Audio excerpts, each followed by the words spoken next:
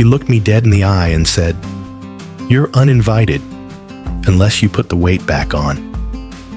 That was the moment I realized my best friend was never really my friend. My name's Emily. Well, that's what I'll call her. For years, she was my person. We did everything together. Movie nights, birthday parties, spontaneous coffee runs on bad days. She was the kind of friend you picture standing beside you in every major moment. So when she got engaged last year and asked me to be a bridesmaid, of course I said yes. It felt like a full circle kind of joy. But nothing prepares you for the moment your friendship burns to the ground, and all you're left with is ashes and questions. For context, I'm 28, and I've always been, by comparison, the skinny friend. I never saw myself that way. It's just something people occasionally said when referring to me. But over the last few years, I'd gained a little weight. Nothing dramatic, just 2 dress sizes up. Life happened. Work stress, comfort food, pandemic inertia. It crept on without me really noticing or caring much. Until the wedding. There was something about knowing I'd be standing in front of a crowd, photographed, locked into memories forever, that made me pause. I didn't feel like myself anymore. And for once, I wanted to feel good again. In my body, in my health, in the mirror. So I quietly started working on it. No announcements, no social media posts. Just a small shift in how I moved, what I ate, and how I treated my own body.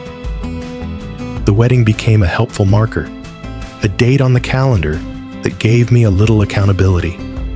But this wasn't about the wedding. It was about me, my health, my breath after climbing 2 flights of stairs, the way my knees creaked when I stood up too fast. I just wanted to feel like I used to, before life layered on all the weight I hadn't noticed. I didn't tell anyone at first, because honestly, it didn't feel like news. I didn't think I owed anyone an announcement that I was drinking more water and walking more often. But apparently, that silence was the problem. Last weekend, we went dress shopping.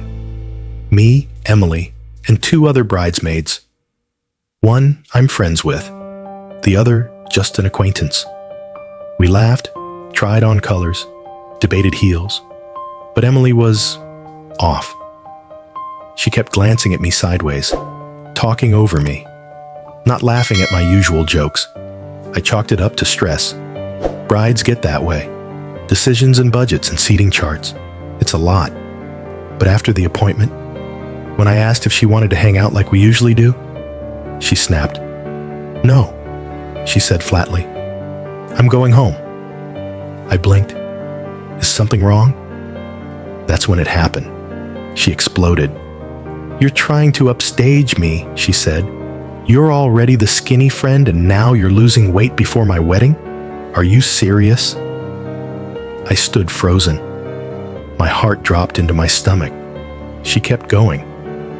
Said I was making it all about me, that I never cleared my weight loss with her, that I knew what I was doing was wrong because I'd been wearing oversized clothes to hide it, when really I just hadn't updated my wardrobe yet.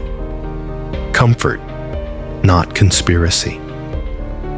I tried to explain that I'd started this journey long before her engagement, that the wedding was just a motivator, that I didn't think she'd care, or that she'd even notice.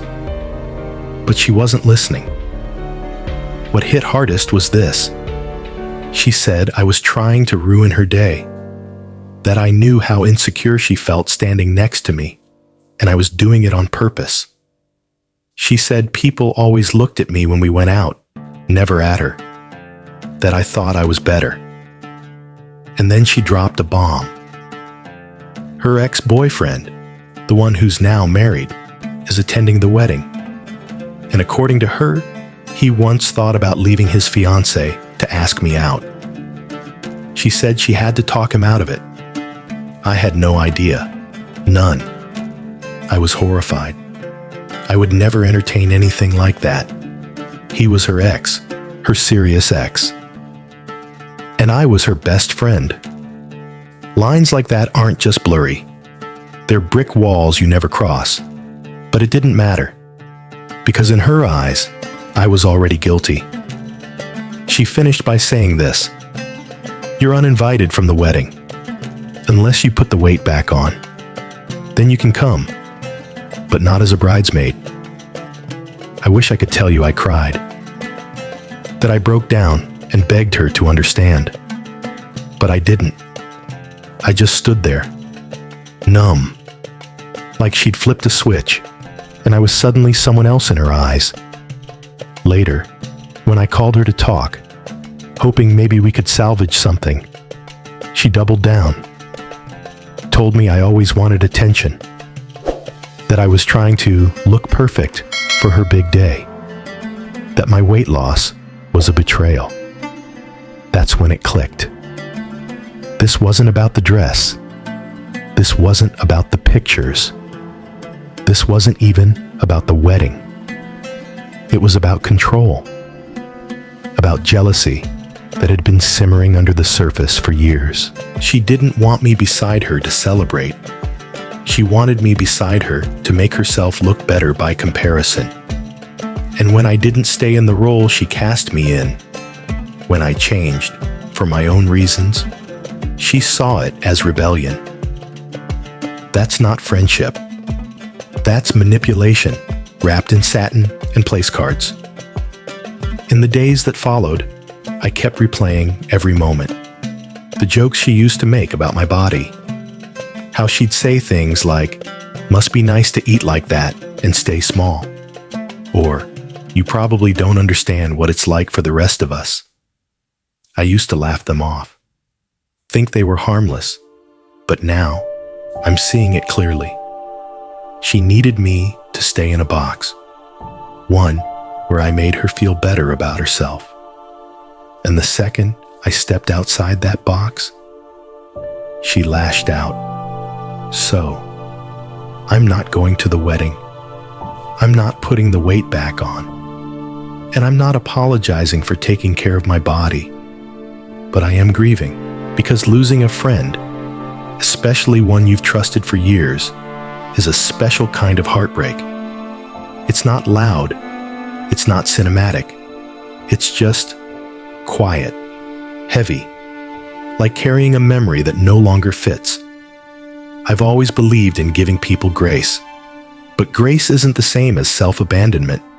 Grace has boundaries, and I won't betray my own progress just to make someone else feel comfortable. Still, I can't help but ask, so, am I the asshole? Wow, that one hit hard. This story isn't just about weight loss.